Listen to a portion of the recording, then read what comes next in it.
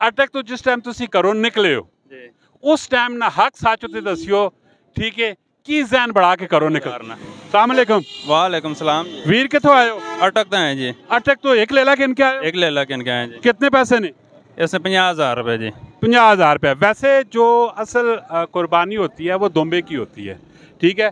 दुम्बा माशाल्लाह उस टाइम भी आया था हज़रत इब्राहीम अलैहिस्सलाम के पास, और आज भी अगर कुर्बानी अगर सही मायनों में की जाए तो दुम्बे की जाती है।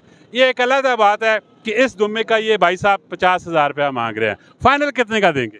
फाइनल कर लेंगे, कोई बंदा रेट कर ले करना की तुसा ने जहन की करना चाहते? 45,000 रुपये जी। ये तुसा ने जहन अटक तो जिस टाइम तुसी घरों निकले हो उस टाइम ना हक सच उत्ते दसियो, ठीक है, की जहन बढ़ा के घरों निकलना? 55,000 जी। जड़ा माइंड करो बढ़ा के निकले 55,000 ना निकल के आए हो जी। 55,000 ने जी। इस टाइम टुकड़ी लग कितने गए? ये एक बंदा 25,000 लगा, एक 36 लगा जी। 25 लगा ते 36 लगा ते देना फाइनल कितने? 45,000। 45,000 रुपए। इन्ना ऑलरेडी दो रेट लग चुके हैं जी।